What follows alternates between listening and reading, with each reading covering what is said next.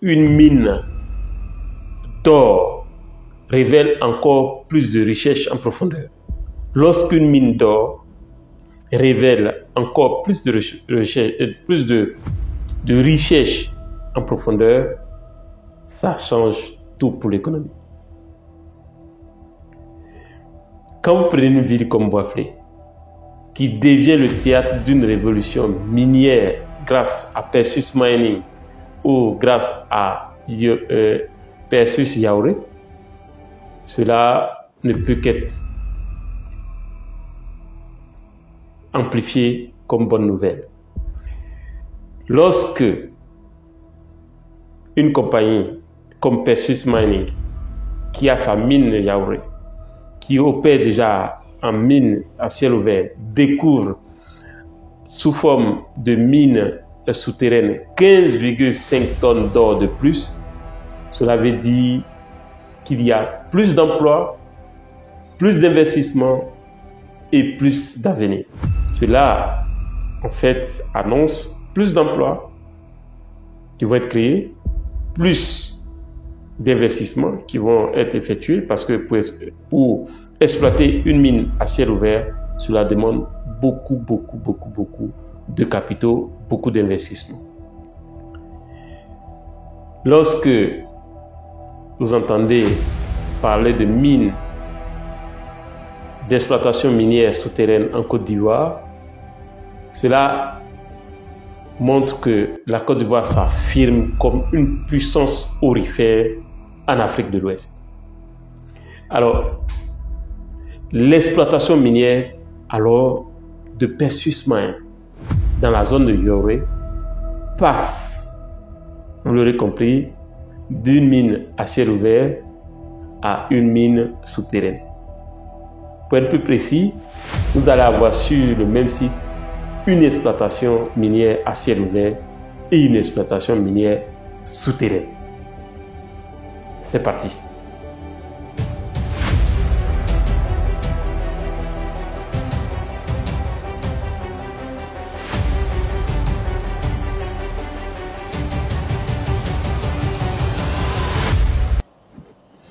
Bonjour à tous, bonjour tous ceux qui me suivent sur cette chaîne dédiée entièrement au domaine des mines. Dans cette vidéo, nous allons parler de l'autorisation que Perseus Mining vient d'avoir de la part du gouvernement ivoirien pour exploiter une mine en underground mine ou, si vous voulez, une mine souterraine. Alors, sachez que cette mine-là a été, disons, débuté à ciel ouvert et donc l'exploration a continué et la mine maintenant, disons, la Perseus Mining a découvert en profondeur un gisement qui équivaut à 15,5 tonnes d'or supplémentaires. Et donc, étant donné que ces 15 tonnes d'or supplémentaires plongent plus, donc se trouvent en profondeur, alors Perseus Mining va passer à une exploitation souterraine une exploitation d'une mine souterraine. Alors, très rapidement, pour ceux qui ne sont pas des miniers à la base, alors sachez qu'il y a globalement deux types d'exploitation. L'exploitation à ciel ouvert et l'exploitation d'une mine à ciel ouvert, l'exploitation d'une mine souterraine.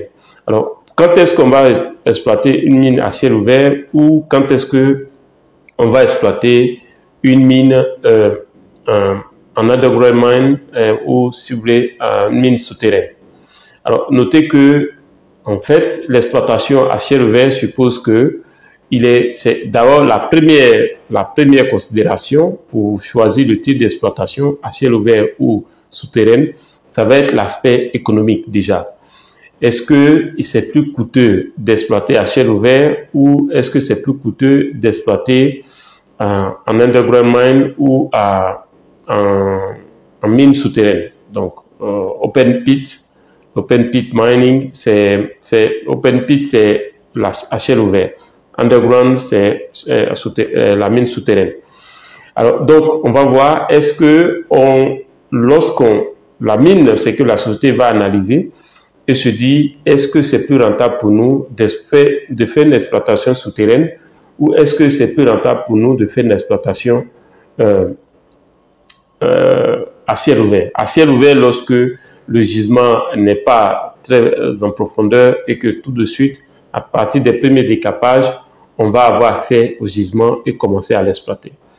On va faire une exploitation souterraine lorsque le gisement est plus en profondeur et que en hauteur, c'est qu'en surface, au niveau de la surface, et il n'y a pas si vous voulez, de concentration ou de déposit suffisant pour pouvoir justifier une exploitation à ciel ouvert. Donc, je résume rapidement pour que vous puissiez comprendre. Et donc, qu'est-ce qu'on va faire? On va faire une descenderie jusqu'au gisement et faire l'exploitation. Bien entendu, les deux méthodes d'exploitation sont un peu différentes. On va utiliser des équipements parce qu'on va faire des galeries. Et donc, il va y avoir un type d'équipement pour avoir accès à ces galeries et faire l'exploitation comme si on était dans le type d'exploitation à ciel ouvert. Et donc, on va avoir ce qu'on appelle des bogues, etc. Et donc, il va y avoir, par exemple, des cages de suivi, etc. pour des questions de sécurité. Donc, il va y avoir toute une technicité qui va être déployée exceptionnellement dans ce cadre lorsqu'on se retrouve dans une mine, disons, souterraine. Et donc, l'entreprise va faire le choix sur la base de l'aspect économique. D'autres aspects, ça pourrait être l'aspect technique, donc l'aspect géotechnique, par exemple, du terrain, etc. Il y a plusieurs raisons, mais la raison généralement de base, c'est l'aspect économique. Si le gisement est plus en profondeur, ça ne sert à rien de décaper de là-haut jusqu'au gisement, ça va être des dépenses inutiles. Donc, on va faire juste une descenderie jusqu'au gisement et commencer à faire l'exploitation. Donc, cela crée des avantages dans le cadre de la Côte d'Ivoire parce que c'est la seule mine, c'est la première mine qui va être exploitée de manière souterraine. Et donc, c'est une technicité nouvelle que tous ceux qui vont travailler dans cette entreprise, dans cette mine-là, vont acquérir, que ce soit sur le plan safety, que ce soit sur le plan de forage, que ce soit sur le plan de l'extraction même. Tout ça, ça va être des techniques nouvelles, des connaissances nouvelles. Et donc, c'est extrêmement gratifiant pour la Côte d'Ivoire qui va véritablement intégrer le cercle très fermé grâce à Perseus Mining, va intégrer le cercle très fermé des entreprises, des mines souterraines. Donc aujourd'hui, à partir de maintenant, nous allons parler de mines souterraines en Côte d'Ivoire. Alors, donc j'explique très rapidement. Moi, j'ai eu la chance de travailler en open pit mining, donc dans la mine à ciel ouvert comme la mine souterraine. Et en termes de difficultés, les difficultés ne sont pas les mêmes. Les principes, le rythme de travail n'est pas le même, etc., etc., parce que ça tient compte d'un certain nombre de paramètres. Alors, donc, c'est l'information de base. Alors, sachez que lorsque vous avez une mine qui initialement est prévue pour une exploitation sur 11 ans et qui réussit à faire une découverte de 15,5 tonnes d'or et donc prolonger la vie de la mine de 6 ans pour passer de 11 ans à 17 ans, c'est une très bonne nouvelle, non seulement pour le pays en termes d'économie, mais aussi pour les travailleurs en termes d'emploi et aussi en termes d'investissement forcément dans la zone minière. Alors, nous allons voir très rapidement dans cette vidéo quelques avantages et quelques avantages de ce projet, donc les avantages et l'impact que ce projet va avoir sur la zone minière, sur l'économie ivoirienne, sur les questions d'employabilité. Alors, le premier avantage va porter sur l'avantage pour le secteur minier. Alors, pour le secteur minier, le premier avantage, ça va être, par exemple, c'est une découverte majeure. Donc, cette découverte majeure-là, de 15,5 tonnes d'or supplémentaires, est la preuve que, disons, les travaux d'exploration intensive portent leurs fruits. Donc, c'est une preuve que le secteur minier est dans un état de dynamisme très intéressant. Et donc, c'est bon pour le track record du secteur minier ivoirien. Deuxième avantage pour le secteur minier ivoirien par rapport à cette découverte, c'est l'innovation technique. Je l'ai déjà dit. Sachez que l'exploitation à ciel ouvert et l'exploitation en souterraine ne se fait pas, les deux exploitations ne se font pas avec les mêmes technicités. Et donc, en termes d'innovation technique, quel est l'avantage que ça va apporter? Ça va être un passage, par exemple, ça va être une adoption d'une méthode combinée. Donc, puisque la mine continue son exploitation à ciel ouvert, et aussi va ajouter à cette exploitation à ciel ouvert l'exploitation souterraine. Et donc, ça va être une méthode, ça va être une adoption, l'adoption. Donc, en termes si vous voulez, d'innovation technique, on va assister à une adoption d'une méthode combinée, donc d'exploitation à ciel ouvert. Donc, le cas du projet de la mine de Yaouré, donc dans la zone de Bois-Flé, pour ceux qui connaissent bien la Côte d'Ivoire, c'est au centre de la Côte d'Ivoire. Donc, le projet se trouve entre la ville de Bois-Flé et la ville de Yamoussoukro, mais beaucoup plus proche de la ville de Bois-Flé et plus proche encore de Tombouctou. Tombouctou ou si vous voulez Kossou, qui est, je crois, une sous-préfecture, donc non loin aussi de la sous-préfecture de Kossou. Alors, donc, en termes d'innovation technique, comme je l'ai dit, il va y avoir une adoption d'une méthode d'exploitation combinée ciel ouvert et mine à ciel ouvert, mine souterraine, ce qui va renforcer l'expertise locale, je l'ai déjà dit.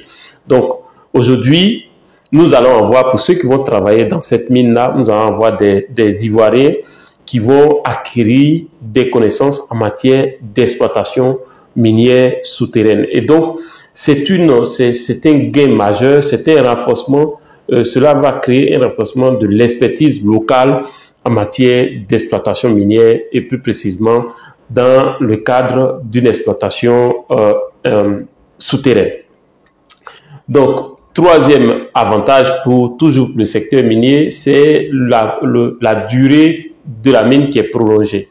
Alors, sachez que nous sommes passés maintenant de 11 ans initialement prévus pour l'exploitation de cette mine, pour la vie de cette mine, à 17 ans d'exploitation.